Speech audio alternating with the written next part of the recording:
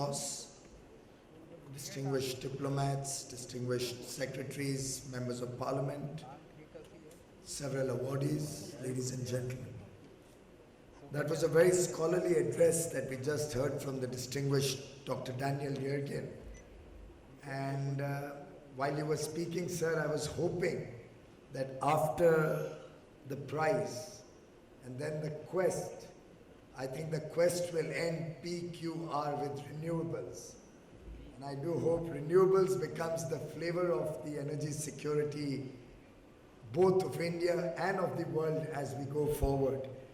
And taking the thoughts that you just highlighted in your very scholarly address, I believe the Urja Sangam that has been very appropriately organized by the Honorable Minister for Petroleum and Natural Gas and his team will prepare India for a far more energy secure future, for a future where the vagaries of the world market and vagaries of the geopolitical environment don't affect India's day-to-day life, the people's day-to-day existential, literally, work, and also industry and business in India.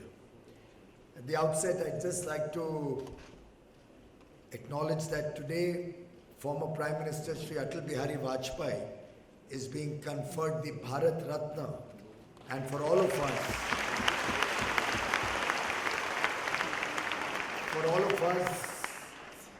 Shri Atal Bihari Vajpayee has been a mentor, a visionary who led India, probably one of the greatest leaders of independent India, a fine orator, and for me personally, a person who has shown what good governance is all about, what good politics is all about, and what public service means for a good political leader. So I think all of us will join in conveying our felicitations to Shri Atal Bihari Vajpayee and to his family.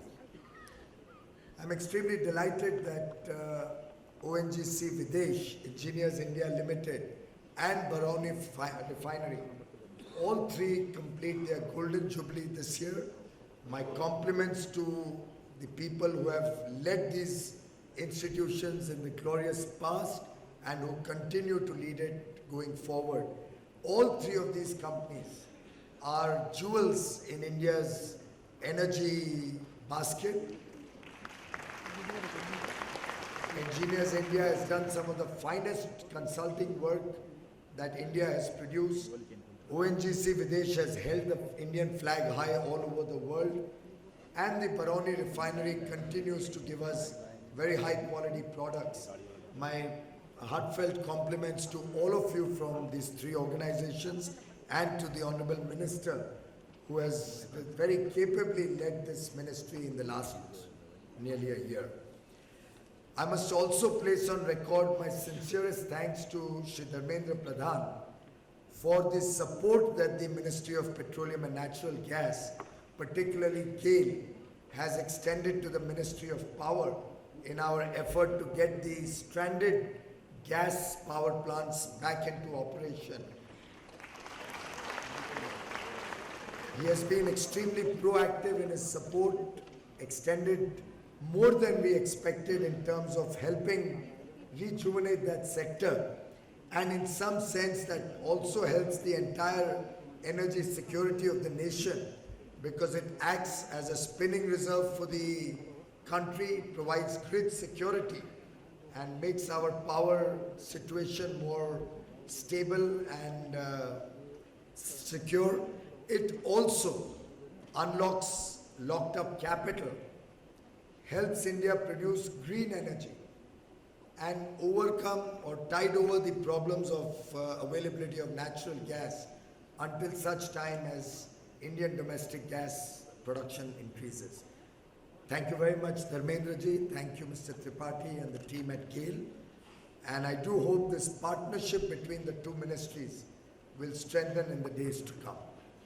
I must also compliment Mr. Pradhan for his focused effort to expand and secure India's supply of oil and gas, which clearly is a very essential ingredient of any development activity, any economic growth that India is going forward and setting very aggressive targets in.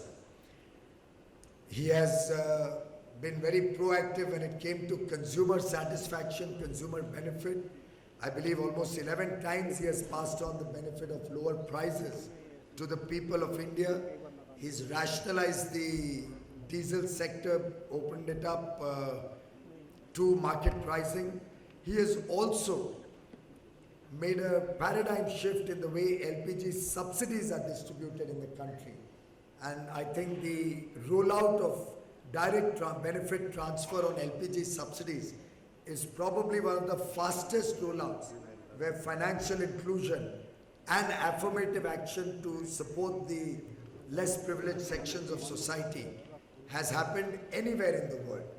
A big, big compliment to all of the colleagues from that sector.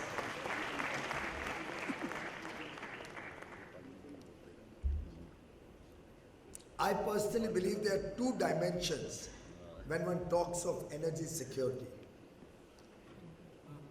One is geopolitical in nature, where a country influences how it can impact the the oil and gas supplies or the supplies of fuel into the country. So influencing and appropriately utilizing the global energy assets can be one way to make yourself energy secure.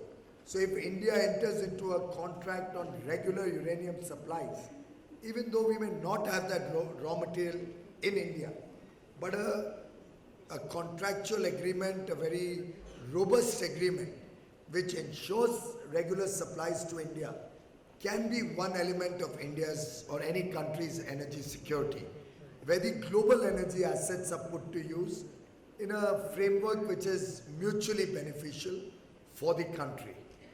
And the second, obviously, something on which we are all working day in and day out, is to fully harness and optimize the use of domestic energy assets.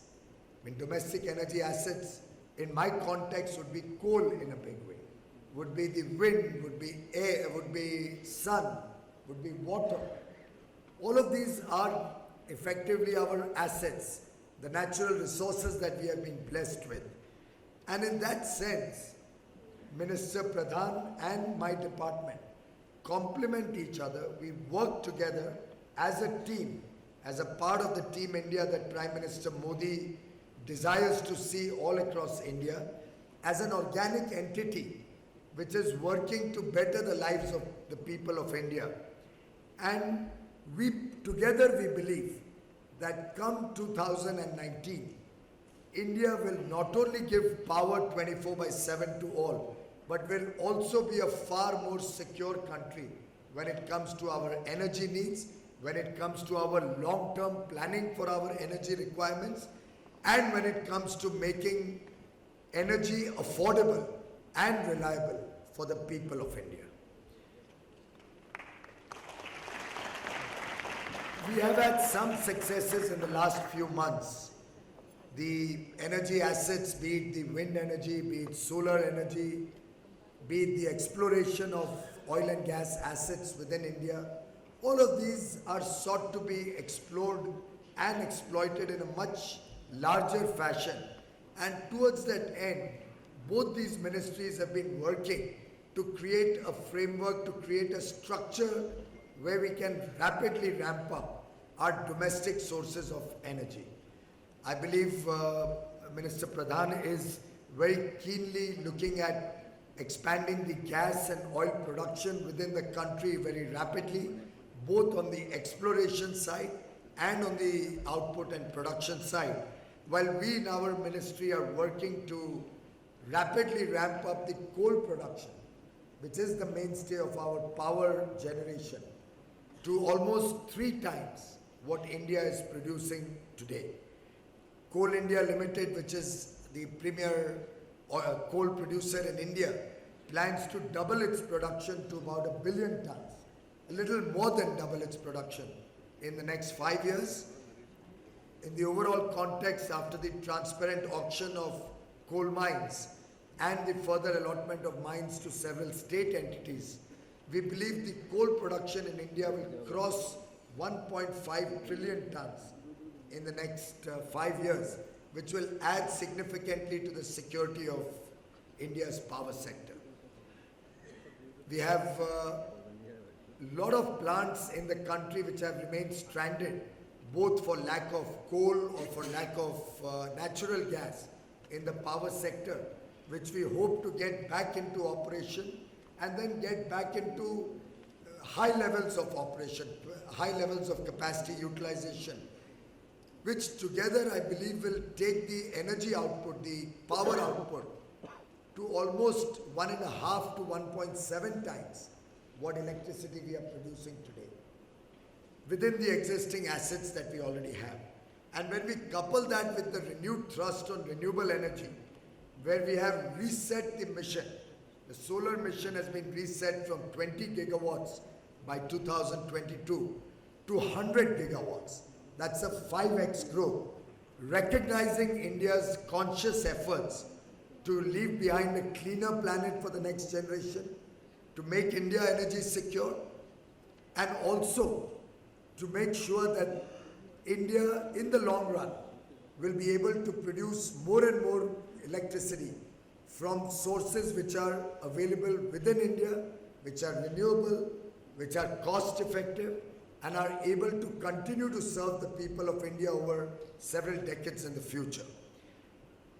For that matter, the coal industry has quadrupled the cess on coal from a mere less than $1 to over $3.50, so nearly $3.50, so that dirty energy can pay for the clean energy. And in that sense, we will be collecting nearly $5 billion every year from the renewable energy, for the renewable energy sector, from coal production, the cess on coal production, which will go towards the National Clean Energy Fund and help us ramp up the renewable energy potential of India in the days to come. We've also set very, very challenging targets to save energy, as we believe energy efficiency or conservation has an equally important role to play, if not more important, in making India more energy secure in the years to come. On a very rough cut estimate, India can easily save nearly 10% of its current energy consumption without any major stress to the system, without any significant capital investment.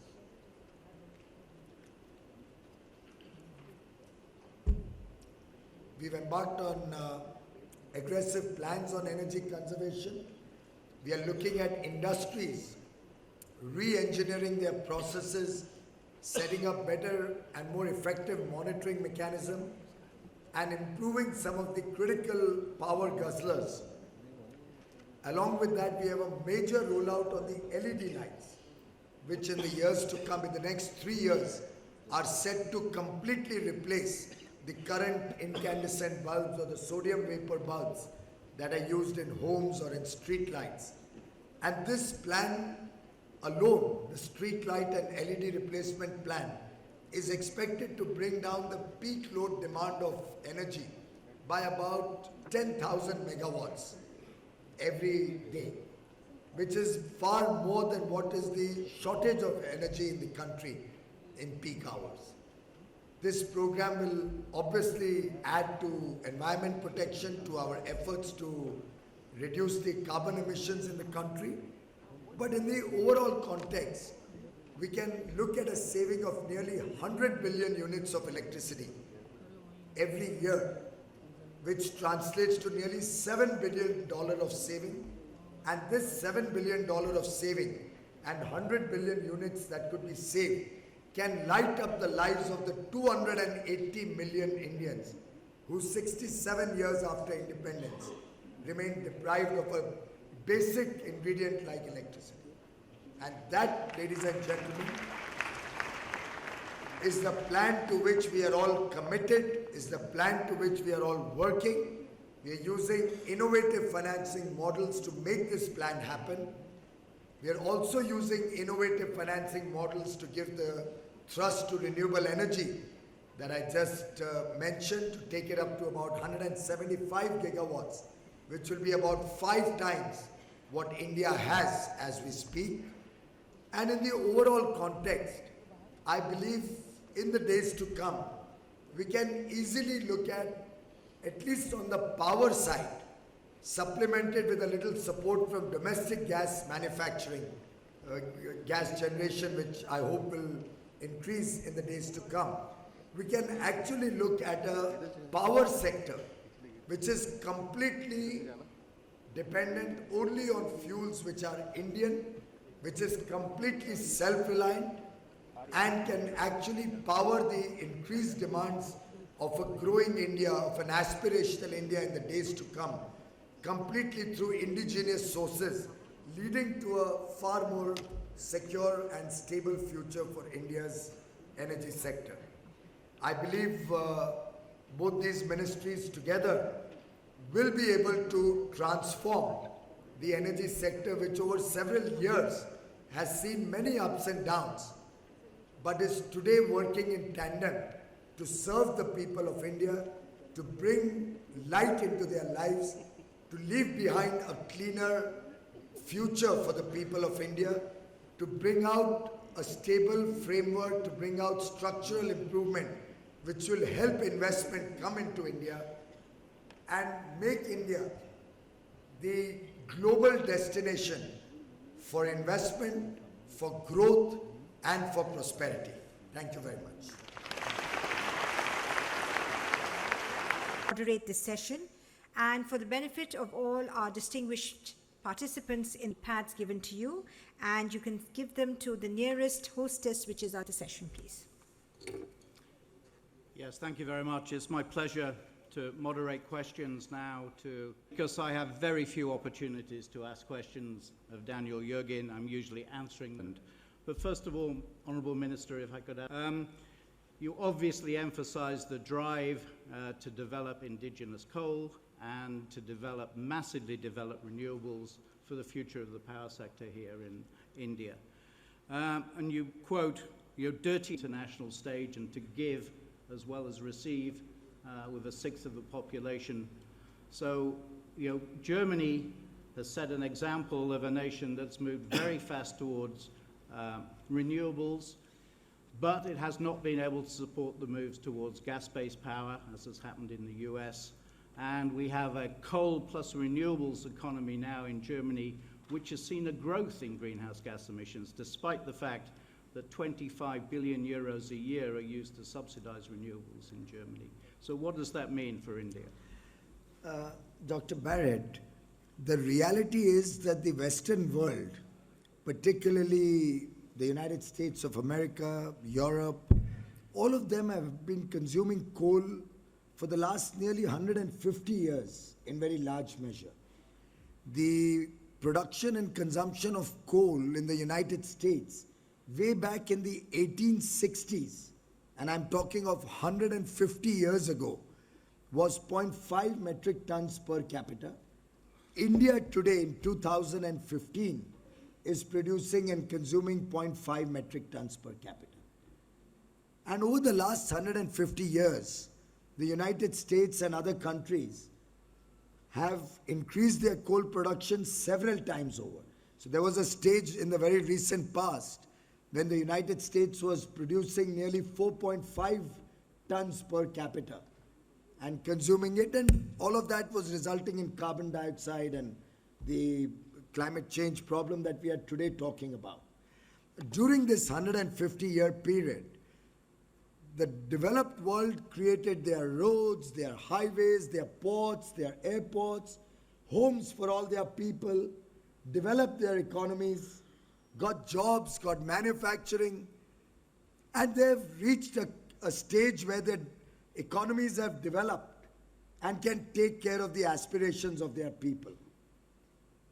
China did that in the last 30 years. And you're well aware, Chinese emissions in the last 30 years have grown by leaps and bounds.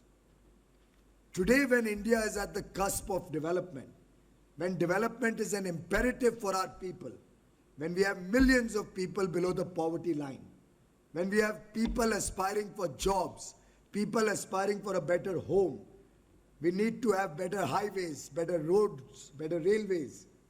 We need more ports to expand our trade. At that stage, India will have to provide affordable power to the people of India. India will have to exploit its coal reserves, which are indigenous, and will have to ensure that fast-paced development that will help us meet the aspirations of our people. For the next few years, coal is a reality we will have to live with, we'll have to exploit. However, the Prime Minister is on record that the environment and protecting the environment is an article of faith with him. Therefore, without any compulsions, we have reset our renewable energy targets by 5x. It was not as if we were under any pressure or anything. It's because we believe we have to expand renewable energy. We need to have clean energy also in the country, also in a big way. That's why we are working on both tracks parallelly. To expand our renewable energy framework, we have often talked to the Western world that having polluted the world so much, polluted the environment and the planet, they better contribute. They must contribute to our effort to clean it up. But the sad part is that other than discourse, we don't seem to receive any other support. Can I ask a question? I think, Mr. Minister, I think I heard you say that 24/7 could be achieved by 2019. What are the main challenges or problems when you have 270 million people who don't have electricity? What do you have to do to make that happen? That's energy terms, 2019 is tomorrow. Thank you, Mr. Yergin. The reality is that while we have 270 million people who are deprived of a basic requirement like electricity, the reality also is that we look at this as an opportunity, not as a crisis. The opportunity lies in taking transmission and distribution in an aggressive manner so that we can reach electricity by last mile connectivity across the nation.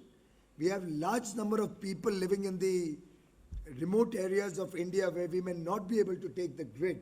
We are looking at off-grid and microgrids in those remote areas, which could largely be powered by renewables or with small power generating stations, small hydro units. And do this as a two-pronged attack. One, take the grid to as many people as we can. Two, look at off-grid solutions to reach the remote areas. In terms of generation of power, India has significant capacity which needs more fuel. So we believe we'll expand. That is why just 2 days back, the cabinet has approved a joint proposal of Minister Pradhan and me, where we have sought to kickstart the gas-based stranded power plants. Similarly, our coal production this year is up by a record 7% from Coal India, 8% overall, which, ladies and gentlemen, hasn't happened in a decade. Coal production under Prime Minister Modi's leadership and with the integrity and sincerity of purpose that he gives to the country has increased by nearly 8% in India in a short span of 10 months that this government has been in place. And that will help us get more electricity into the system. In fact, for the record, right now, we have electricity but no buyers for it. So we have to ramp up our transmission and distribution network, provide more fuel to these stranded power plants, and of course this thrust on renewables, which will help us reach the people in the remote areas. I think that matches well with some questions.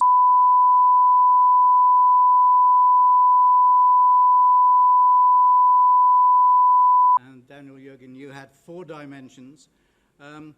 two of those I think we've just covered in this conversation. The physical aspect and grid expansion is a very key example of that, and access to energy. But you also talked, Dan, about having an appropriate system, a business climate, and a mindset.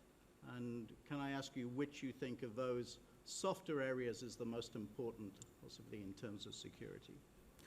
Well, I think that since there is only one world oil market, the collaboration between governments, the understanding of governments, the thinking through in advance what crises might be happen, and avoiding panic in markets is a very important factor, because we've seen these kind of global panics.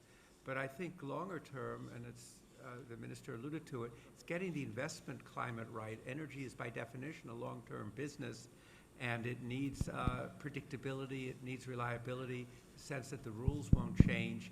And with that, and with the appropriate price signals, you'll get the investment and the confidence to bring the resources. And I've just seen it again and again. When you get the rules right and prices can work, people respond in ways that will surprise you and lead to innovations that people don't see coming. Very enthusiastic. I think the renewables are going to grow. It's interesting, in the Quest, I wrote several chapters because I was really interested, where do the renewables come from as modern businesses? And you realize that wind and solar in their modern forms are really about 40 years old. They're industries that began in the sort of 70s and 80s, went through a valley of death in the 1990s, and since the new century have really become substantial industries. And as we were talking, Andy, that cost of solar is continuing to go down. So I think that renewables are part of the energy mix. They'll grow. I think when we look at it at a global basis, we see renewables growing a lot, but we also see conventional energy demand growing a lot, and that the real impact of the change in the energy makeup of the energy system is probably more like after sort of 2030 or so, another 50. Whether India is actually doing enough there, and maybe you could comment on that. I fully appreciate what you said, sir. We could have much more aggressive targets, but there are two dimensions which I would like to highlight to you. One is the cost-benefit ratio. India still has a very low cost attributed to its power generation. And the investment required to have significantly larger savings will not reflect on a cost-benefit ratio to get better efficiency. So to take an example, even in LEDs, which now we are propagating in a big way, while the LED bulbs were for 400 or 500 rupees for a 7-watt bulb, India was barely using a few million pieces. When Prime Minister Modi came into government and he told me that we must see a significant ramp up of the LEDs, we brought in a lot of stakeholder consultations, tightened the processes of procurement of these LEDs by the government, which helps to distribute this across the nation in a cost-effective manner. And you'll be delighted to know that the cost, which was 310 rupees, exactly a year ago, February 2014, the Energy Efficiency Services Limited, a government company, used to buy LED bulbs of 7 watts at 310 rupees a bulb. In the last 10 months that we have been in government, we have had four iterations, 4 purchases. First was in September, and the price came down to 215. The second was towards the end of last year, price came down to 149. The third was in February 2015. The quoted price was 102. And the last tender, the last reverse bidding that happened 15 days back, 81.93. We brought down the cost to as low as 25% of what we had inherited. And we did nothing. The technical specs are the same. They are all products made in India largely, except the wafers, which now I'm assured by the manufacturers that they will start setting up, looking at the volumes that India is looking at. The processes were transparent and honest. Probably a large part of the savings came out of that. And after the coal auctions, I believe the people in the room believe in this government's integrity and the way we run our procurement and allocation processes. So all that is required, in my view, is to bring down the cost of energy efficiency investment, and we can see a much larger saving. So right now we have kept 10% as the target, but we did know that costs have potential to come down to 25%. I'm sure if this happens on a bigger scale, even in industrial equipment, then we could have much more aggressive targets. That's an incredible decrease in price in 1 year, so as you... Thank you. That's a very, very pertinent question and concerns all of us, and we have all faced that crisis.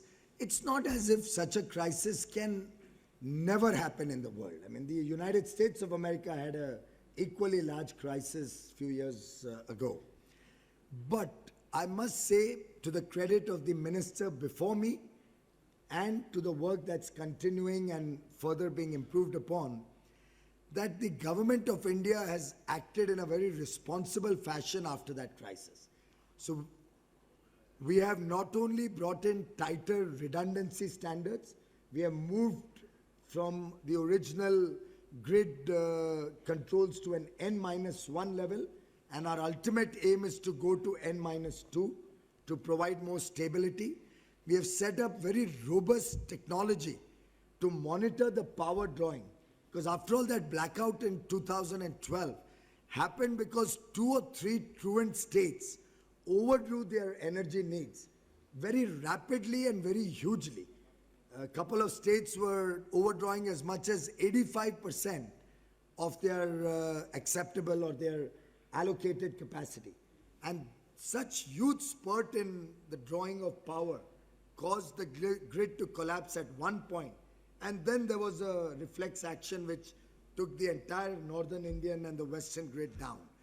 So while we are also strengthening the overall transmission grid, and this government has committed to invest nearly $50 billion to create a much stronger and much more seamless transmission grid all across the country, we also are looking at tighter standards, moving from N-1 to N-2. The fact that we have gone in for these gas-based plants to restart with the support of Mr. Tripathi and Gail and the Honorable Minister is one more step towards that grid stability, since it acts as a spinning reserve, and gas-based plants can ramp up and down very quickly at 15-minute notice. So in the event of any such problem, which will be monitored, we have a power monitoring station right outside my office in Delhi. So if there's any such situation, we can ramp up the hydro generation and the gas-based generation to make sure that this never happens again in the country. I have a flight to catch. Yes. You can continue.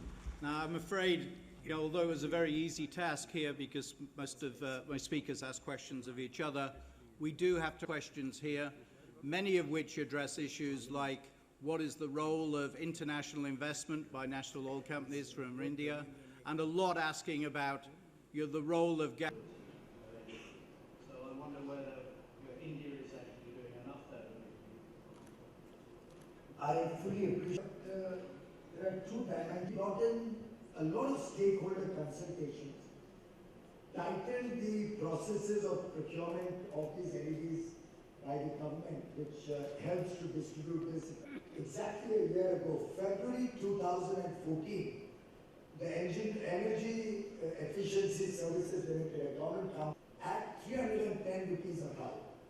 In the last 10 months that we have been in government, we have had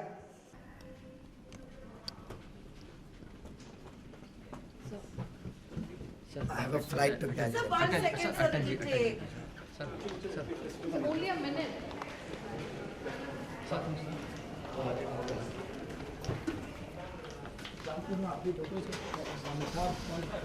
Sir, very bad. So it take 5 seconds. Flight to catch. Sir Atal ji को एक minute एक sir आज हमारे लिए बहुत खुशी की बात है कि माननीय अटल बिहारी वाजपेयी जी को भारत रत्न से सम्मानित किया जा रहा है। अटल जी को मैंने बचपन से चाचा जी करके बुलाया है, बाकी हम उनको बाप जी बुलाते हैं, लेकिन उनका आशीर्वाद, उनका स्नेह, उनका प्यार, उनकी हमारे ऊपर जो एक निगरानी भी रही, सिखाते भी रहे हमको राजनीतिक जीवन में शुद्धता कैसे रखना, राजनीतिक जीवन में जनता की सेवा कैसे करना, हम सब